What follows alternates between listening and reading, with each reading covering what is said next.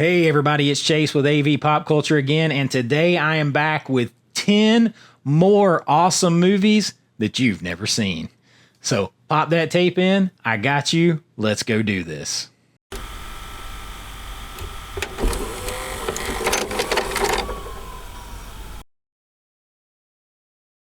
All right, so back by popular demand is my lists of movies that are awesome, that are on physical media, and that you have never seen. So everybody seems to be loving this series, and to be honest, when I did the first list, I thought, well, maybe people like this, maybe they won't, because you know, there's always going to be people, doesn't matter what kind of list you make, there's always going to be people that have seen some of the movies. Because like all these movies that I mentioned, I've seen. So, of course, other people have seen them, but it's kind of more than just movies you haven't seen, and more of like, maybe you've seen them, maybe you've heard about them, but maybe they've been forgotten. People don't talk about them, you know, that kind of thing. So, but there's definitely going to be some of these, and I can tell in the comments, a lot of times there's a lot of people that haven't seen these, and it's that easy for good movies to be missed. So if I can, even one movie for one person here and there, turn them on to a film that I enjoy, that maybe they will enjoy too, well, hell, that makes it all worth it, because we're having a lot of fun here anyway. So today I'm just doing 10. Last time I snuck in 15 with 2 honorable mentions, but today it's just 10. And as long as we can keep doing this and you guys enjoy it, hell, I got a lot of movies that I can think of, man. So we'll see what we can do. But without any more ado, let's get to this list. All right, first up on the list, I would say is probably the one that's most likely that more people have seen, but I never hear this movie talked about. And I am talking about, I believe it's 2003's Hollywood Homicide, starring Harrison Ford and Josh Hartnett and an absolute bevy of other people and cameos, a mile and a half long. Harrison Ford is sort of the veteran detective on the police force. It's kind of a buddy cop thing. It's got a little bit of Lethal Weapon to it, if Lethal Weapon were more of a comedy. Because Josh Hartnett is the young up-and-coming wannabe detective who's also in the Hollywood lifestyle. He is wanting to be an actor. He's auditioning to be an actor in his spare time.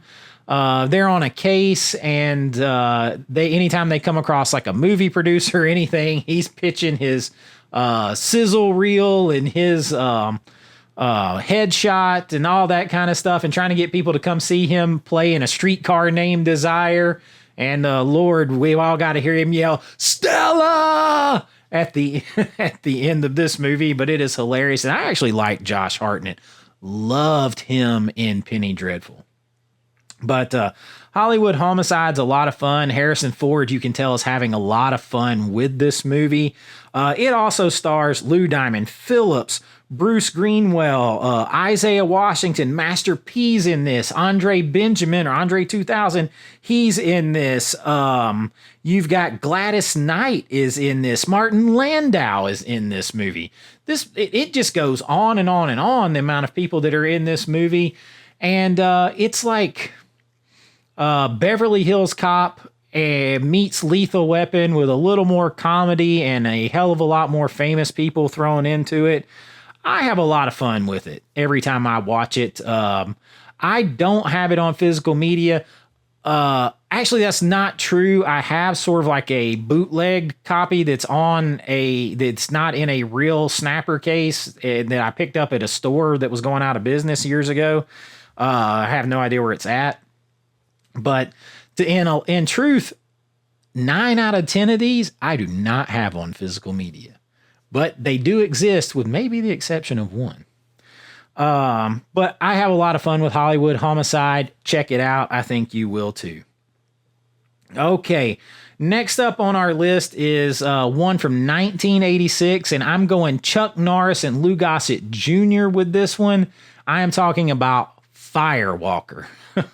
Now, if you've seen Firewalker, if you're one of the lucky few that have seen Firewalker, you will know that it's like Chuck Norris and Lou Gossett Jr. doing like also like a buddy comedy thing. Like it's almost like they watched Harrison Ford and Sean Connery playing his dad in Indiana Jones and Last Crusade. The only problem is that came out a few years later.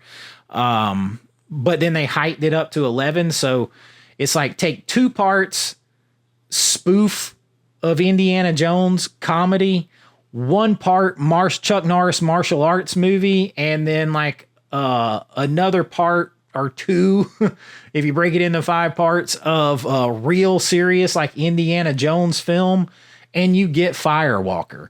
It also stars John Rhys Davies, who in Indiana Jones, and Sonny Landham, who is in Predator and, big Native American guy and everything. You've seen him a lot. And Chuck Norris and Lou Gossett Jr. are adventurers and explorers, and they are on the trail of trying to find a missing legendary compilation of like Aztec, Mexican, Egyptian gold, right? So that takes them to South America and places here and yon, and it is fun. Of course, Chuck Norris breaks out his martial arts, and that always makes it fun. My dad absolutely loved this movie, so I've seen it a bunch of times. You will enjoy it. I don't think you can go wrong having a good time watching Firewalker.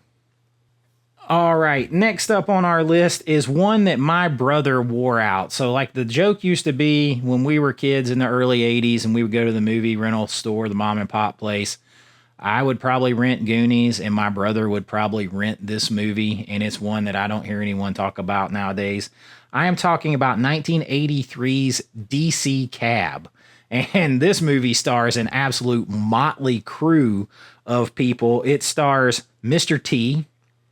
It stars Adam Baldwin, who is my favorite Baldwin probably, and he's not one of the actual Baldwin brothers. He plays Animal Mother in, I believe it's Animal Mother in Full Metal Jacket. And I always think of him as Casey on the TV show Chuck. Love Adam Baldwin. And he is in this. He's actually the lead in this, a young Adam Baldwin. But this has Gary Busey's in this film. Bill Maher is in this film. You have a lot. Marsha Warfield is in this film. You get a lot of like cameos from people who did comedies and like Second City stuff and Saturday Night Live and things like that back in the late 70s, early to mid 80s, kind of making cameos in here. And this is about a sort of like downtrodden cab company in Washington, D.C., like a blue collar cab company. And they are trying to lift the company up and save themselves and all be like part owners of this company and make this cab company the best one in Washington, D.C. And of course, there's this other cab company that's like a rival. There's like 2 other rivals, and they're rich and they have all the money. And the DC Cab company is a motley crew of people, and it's comedy. It's got a little action. It's kind of got a little bit of everything in it. It's a lot of fun. You will laugh. You will enjoy it. Gary Busey is absolutely full on cranked up Gary Busey in this. Bill Maher is fun in this. It's a lot of fun. And like, Adam Baldwin may be the only one like starts out taking it more seriously, and then he just gets sucked into the fun as it goes. So DC Cab is a fun ride. Catch a ride with DC Cab. Another one that's a lot of fun is 1985's Moving Violations. Now, I just did the 1985 as like one of the best years in that series, where I'm doing like maybe 15 of the best years in movie history, and then video by video, and then ranking them at the end to see which year is the best in cinematic history. And Moving Violations was one that was down around like 200 on IMDb's list. But it actually stars Bill Murray's younger brother, John Murray, who, a lot of people maybe have seen him. If you saw Scrooged, he plays Bill Murray's younger brother in Scrooged. Everybody knows Bill Murray's older brother, Brian Doyle Murray, but John Murray is his younger brother. Jennifer Tilly is in this. Fred Willard is in this. James Keach is in this. And it's like a slapstick comedy. All of these people, they have moving violations. They have bad driving records, so they have to go to like a remedial driving course school. And they have asshole police officers and stuff that are teaching it. So it's got a little bit of Police Academy mixed into it. And it is absolutely hilarious. The different characters coming together in this. I'll never forget, there's a scene where this woman who's like a hypochondriac, and she's always like, she's got ailments and everything. This Fred Willard plays a guy they call the doc or doctor or something. I can't remember his name, but he does commercials where he seems like he's a doctor, and she goes to his office in a set of events. She gets undressed and gets herself up on like a car lift. He's the car doctor. He works on cars, and she's naked on a car lift, and he walks out there to inspect her rear end. He thinks she's got a problem with her car's rear end.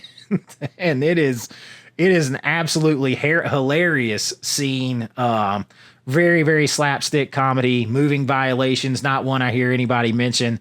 Pretty fun time. Next up on our list is one that takes a hell of a lot more serious turn, and I am talking about 1993's Judgment Night. Now, this stars a hell of a cast. It's got Emilio Estevez, Cuba Gooding Jr., Jeremy Piven, Stephen Dorff, and Dennis Leary. Dennis Leary is like the head antagonist. He's the bad guy in this. And what it is Emilio Estevez, Cuba Gooding Jr., Jeremy Piven, Stephen Dorff. They're in like a mobile home, like not a mobile home, like a Winnebago. And they're on their way. They're traveling to go see like I think it's a boxing match. And they make the mistake of getting off the highway in this suspect area to try to avoid traffic because they're running late, and they try to take this shortcut. Well, they end up breaking down after they have witnessed a murder. And it's like a gangland boss who commits the murder. And now they're in like, it's like an isolated, like run down, out of the way, off the wrong exit part of the city. And man, it's a really kind of a scary film, because they're out here in the middle of nowhere. They can't get out. They're not armed. They're being hunted. And it's just like everywhere they go, it's like almost the way they portray this part of the city that they're in is like a post-apocalyptic, like zombie movie almost. There's like nobody and it's nighttime, and the buildings are run down and destroyed, and there's like nobody anywhere. There's no hope of escape. It's almost like they've taken an exit into the Twilight Zone. Really, that kind of feels like a really scary Twilight Zone episode. I really dig it. Seriously, it's like a crime thing, but it does have that Twilight Zone feel that even though it's like a crime thing and not like monsters, it feels creepy. And it's a really good movie, super well acted, like some really dramatic scenes, and stuff goes down with Jeremy Piven and other characters. Hell of a cast. Dennis Leary is great as the bad guy in this, and just kind of cold and heartless. It is a good movie. Check out Judgment Night. All right, moving along to another one that is probably the other one on the list that most people have probably the best chance to have seen and know. And it's a sci-fi film. It's 2003's Timeline, starring Paul Walker and Gerard Butler. And this is actually directed by Richard Donner and written by Michael Crichton. So there's some weight thrown at this thing. I love a good like time travel and historical and sci-fi movie. And in this, there's like this group of like collegiate and early young like archaeologists, and their professor goes missing. He's a scientist and archaeologist, and he goes missing, and it turns out that he has found a way to travel back in time. I don't want to give too much away. He found a way to travel back in time, and he's like back in the like 1400s France, I think it is, and they have to go back. They find a way to get back in time too, and they're trying to go and save him before a big battle breaks out. And if they can't get back in a certain amount of time, they'll be stuck there. And it's kind of interesting, the sort of the time travel paradox. Because people say, oh, you can't time travel back because it would change your future. Well, no, because it gets confusing. But like if you travel back in time from this point to a point in the past, then that past becomes your future. So what was going to happen before is not, it's confusing, but it's not really accurate when people are like, you can't do it because of the grandfather paradox or whatever. A little like string theory and theoretical physics here. But Timeline is a good movie with a lot of weight thrown behind it from the acting and directing and writing standpoint. I had a lot of fun with it. There's a cool ass twist on it. And I highly recommend the movie. So if you guys have seen it, let me know. I feel like people may have seen this one because of Paul Walker, Gerard Butler, Richard Donner, Michael Crichton. I mean, come on, that's a lot being thrown at it there. But it is a good movie, and I never hear anyone talk about it. So maybe you missed it. If you have, check it out. All right, one that I almost let slip just a minute ago is a vampire movie, and this is the one movie that I have on physical media, and I have on an old DVD. And who knows, you could see this on my favorite vampire movies list whenever I get around to doing that one, if you guys enjoyed the werewolf list. But I am talking about 2001's Forsaken. And this stars Keir Smith and Brendan Fear. This is an extremely brutal and violent and crazy vampire movie. It says on here, terrifying, the sexiest vampire movie since The Lost Boys. And it does have a little bit of a Lost Boys feeling to it. It's almost like, it's like if you took The Lost Boys, it's a road movie too. It's a road horror movie. So it's almost like if you took The Lost Boys and mixed it with like Mad Max and a little bit of The Hills Have Eyes. If you took those three movies and put them together, you get Forsaken, or at least the elements of those three movies. And the vampires in this are no shit brutal, but they're very much like rockabilly, Mad Max style, like vampires, and it is a good movie. Like I said, I don't know if this has been updated. This may have no HD release because I bought this probably 22 years ago, 23 years ago when it came out. And it's really good. Like if you like road movies, if you like The Hills Have Eyes and Mad Max, and you like The Lost Boys, give Forsaken a try. I really think it'd be worth your time. I think you would probably have a good time with it. A different kind of vampire flick. If you have seen this one, let me know in the comments. All right, moving on to the next one, which in this next movie is one that I absolutely love, and this one is out of print. There is an Australian DVD release of this floating around from like 2015, I believe. And sometimes you can get it on Amazon for like $20 to $30 something. But most of the time it's off, and I have not seen it on. It was on streaming briefly a couple years ago, but like I couldn't even pay to watch it anywhere.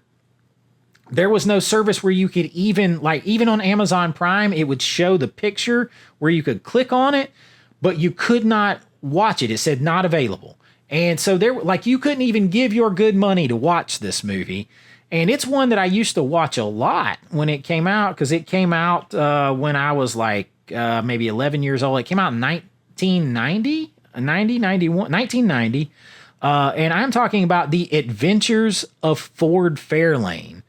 And this movie stars Andrew Dice Clay as the rock and roll detective Ford Fairlane. It also stars Lauren Holly and Wayne Newton and has a variable cornucopia of cameos in this from the world of Hollywood and the worlds of music. And it also co-stars Ed O'Neill, Robert Englund, Priscilla Presley, Gilbert Gottfried, all co-star in this film. And you will see that doesn't even tip the iceberg on the amount of people that you will see and know in this movie that have good sized roles. Wayne Newton is maybe the big villain in this, him and Robert Englund, and maybe Priscilla Presley. I don't want to ruin anything for you too much, but Andrew Dice Clay plays, like I said, the rock and roll detective Ford Fairlane, who kind of seems like Elvis a little bit. That's who he models himself after. He lives in Hollywood. He lives the rock and roll Hollywood lifestyle. He is a detective for musicians and for Hollywood actors. So like he deals with a lot of tracking down and taking care and getting rid of stalkers and things like that. And he has this beautiful Ford Fairlane car that he drives. And he has this nice house that he lives in. And of course, he's like a ladies' man and gets all the women he wants, but he's kind of broke all the time because all of the actors and the musicians that hire him, they want to pay him off in like gold records and signed merchandise and stuff like that. But he gets this big case that's a big conspiracy to cheat the music industry, which is a very foreshadowing thing, and to steal money, and this other big time recording star, mythological. I think it's Bobby something. I can't remember. It's a made up band, but he gets killed because he found out about it. And so he gets wrapped up in this grand conspiracy with all these powerful people. And he's dealing with all these crazy actors and musicians and everything else along the way and all these women. And Andrew Dice Clay is fun. He has a scene where he sings in this and he is friggin' awesome. And it's really him. And he does a really good job. This movie is a blast. This feels like something Tony Scott would have directed in a way. It's stylish like that. It has a lot of feeling of True Romance, but it came before True Romance. It has a lot of that feeling, but then like more comedy and a little bit more of like a Lethal Weapon, like cop investigation edge to it. It is a lot of fun. It has a little bit for everybody. Robert Englund's a lot of fun in this. I highly, highly recommend The Adventures of Ford Fairlane. Got a little bit of raunchy late night comedy mixed in it.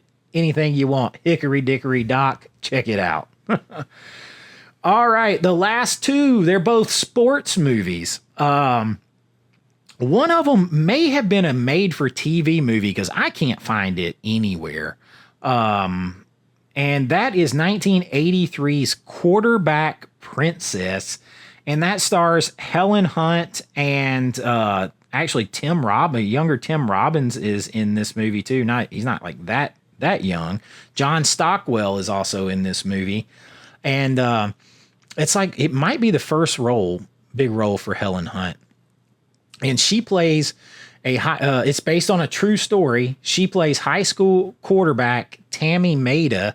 And I think it's supposed to have taken place like in the late 70s because the movie came out in 83. So it was just a few years later. This family lives in a small town in Oregon. And Tammy Maida is a girl and she's a quarterback. And she ends up leading her team, her high school team at quarterback to a state championship. And it's based on a true story. Now, I like when I was a kid, I started playing football like in the early 80s. And so I consumed anything that had to do with football. And, no offense, but I was like, man, a girl playing football, maybe, and it's an awesome movie. I really enjoy the movie. And like, it is a true story. So it happened, but it did happen in in Oregon, it's not like she was playing football in the South or the Southeastern Conference or something like that where I played. So, you know, and it was a small high school football team.